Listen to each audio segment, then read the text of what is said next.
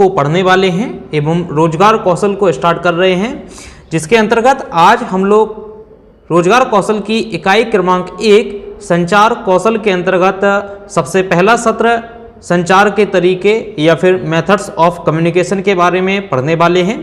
और बच्चों, आज की वीडियो में हम सत्र 1 से संबंधित जितने भी प्रश्नोत्तर बन रहे हैं उन सभी प्रश्नों के बारे में बात कर रहे हैं।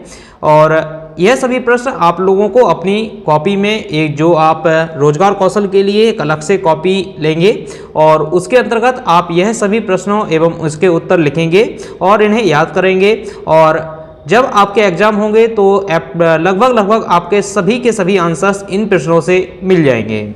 तो बच्चों, ज़्यादा देर ना करते हुए सबसे पहले तो यदि आप चैनल पर नए हैं तो वीडियो को या चैनल को सब्सक्राइब करें, वीडियो को लाइक करें, साथ ही कमेंट बॉक्स में कमेंट करें एवं वीडियो को शेयर करना ना भूलें, जिससे कि यह महत्वपूर्ण जानकारी आपके दोस्तों को मिल सके।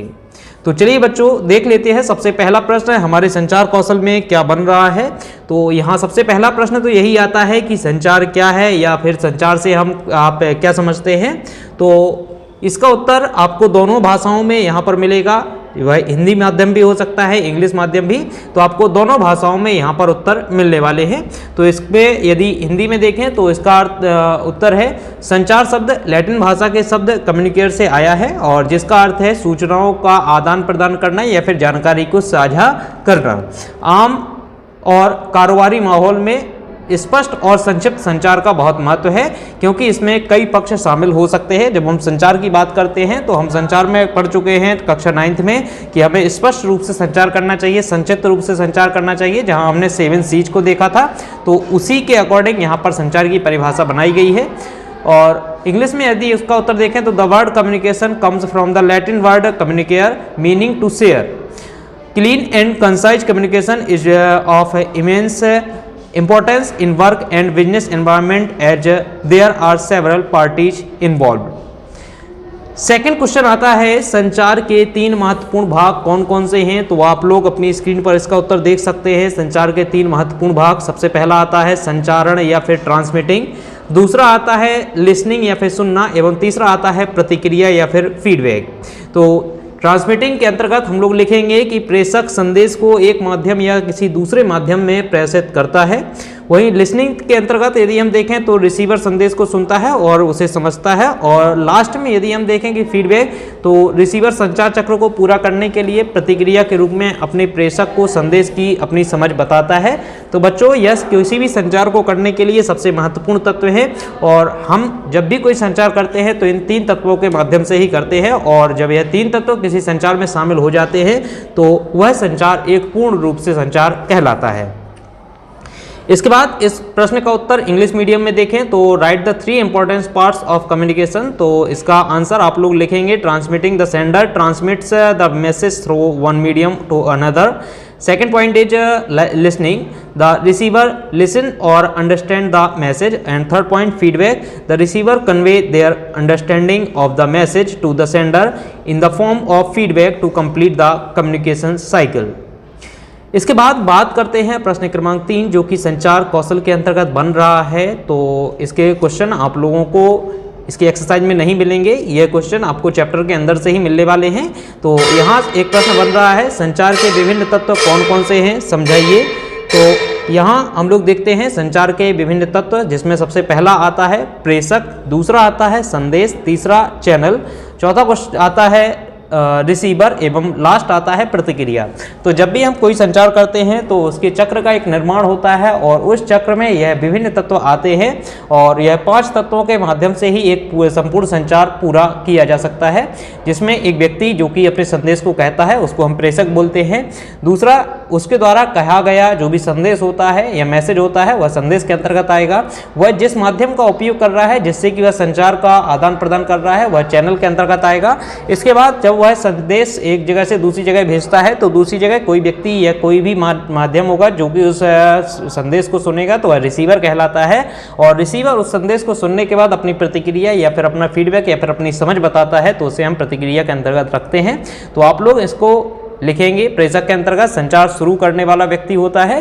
संदेश जो है वह सूचना जिसे प्रेषक बताना चाहता है। चैनल वह साधन जिसके द्वारा सूचना भेजी जाती है। रिसीवर वह व्यक्ति जिससे संदेश भेजा गया है। एवं प्रतिक्रिया रिसीवर को पावती और संदेश की प्रतिक्रिया देता है। बात करें इंग्लिश में इस प्रश्न का उत्तर कैसे लिखा जाएगा, तो आप लोग देख सकते हैं इंग्लिश के लिए यहाँ पर आपको प्रश्न दिया और एवं उसका उत्तर दिया गया है। तो सेंडर के अंतर्गत आप लोग लिखेंगे the person beginning the communication. Message में लिखेंगे the information that the sender want to convey.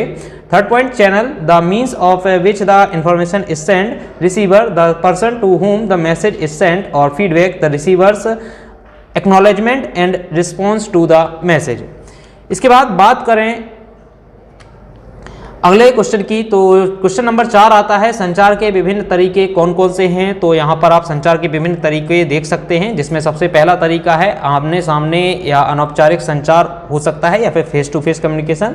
दूसरा ईमेल के माध्यम से भी हम किसी व्यक्ति से संचार कर सकते हैं। तीसरा हम नोटिस या पोस्टर चिपका करके हम संचार यहाँ पर कर सकते हैं।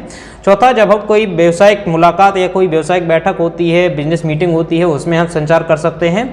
और लास्ट आते हैं कि हम सामाजिक नेटवर्क जैसे कि हम सोशल मीडिया के माध्यम से, संदेश के माध्यम से या फिर संचार के लिए कोई फ़ोन कॉल कर सकते हैं।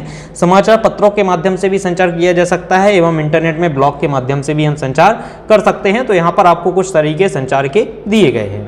बात करें इंग्लिश में इस प्रश्न का उत्तर कैसे लिखा जाएगा, तो methods of communication first is face to face informal communication, second is email, third is notice और poster, fourth point is business meeting and last point social network, messages, phone call for communication, news letter and blog. इसके बाद बात करें प्रश्न क्रमांक 5 की, तो प्रश्न क्रमांक 5 हमारा इसके अंतर्गत बन रहा है कि संचार के सही तरीके का चयन किन बातों पर निर्भर करता है। महत्वपूर्ण क्वेश्चन है, तो आप लोग इसको याद करेंगे।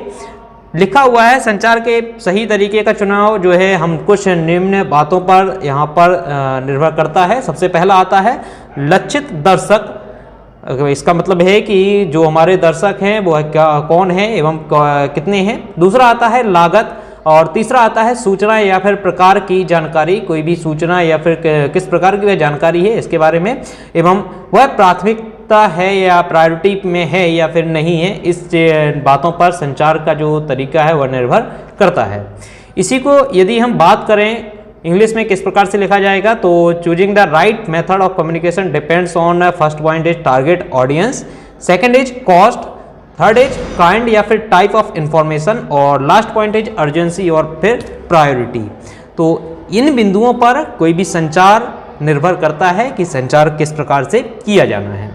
इसके बाद बात करें एक और प्रश्न अब यहाँ पर हमारा बन रहा है कि संचार प्रक्रिया का चित्र समझाइए या फिर संचार प्रक्रिया को चित्र के माध्यम से समझाएं।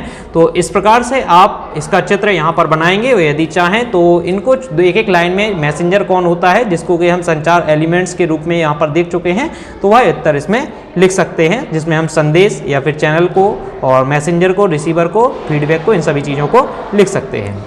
बात करें आपकी बुक के जो आपको एमसीक्यूज दिए गए हैं तो उनके उत्तर क्या होंगे, तो आपको सबसे पहला एमसीक्यू आपकी बुक में दिया गया है कि निम्नलिखित में से कौन संचार प्रक्रिया चक्र के अंदर संचार का तत्व नहीं है।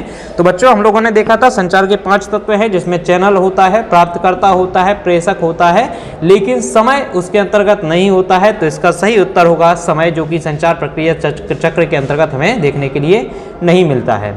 इसके बाद अगला क्वेश्चन आता है आपको कार्यस्थल पर छुट्टी के लिए आवेदन करने की आवश्यकता है, तो आप संचार की कौन सी विधि का उपयोग कर रहे हैं। बच्चों यदि कोई व्यक्ति कहीं पर काम कर रहा है और उसे छुट्टी चाहिए तो वह किस प्रकार से आवेदन कर सकता है अपनी छुट्टी के लिए, तो ईमेल के माध्यम से। दूसरा पोस्टर चिपका करके, तो ये तो बहुत ज़्यादा हो जाएगा कि उस व्यक्ति को छुट्टी चाहिए और उसने पोस्टर एक कहीं पर चिपका दिया कि मुझे छुट्टी चाहिए। तीसरा समाचार पत्रिका के माध्यम से, जो भी गलत हो जाएगा, समाचार पत्रिका में वह अपना संदेश निकालेगा कि मुझे छुट्टी चाहिए। चौथा आता है ब्लॉग, जो कि आपका पब्लिकली होता है, सब लोग उसको पढ़ते हैं, तो इससे भी नहीं हो सकता। अतः इसका सही उत्तर होगा ईमेल के माध्यम से हम पर्टिकुलर उस व्यक्ति या उस यहाँ पर ऑर्गेनाइजेशन को मेल करेंगे जिससे कि हम छुट्टी के लिए आवेदन कर रहे हैं।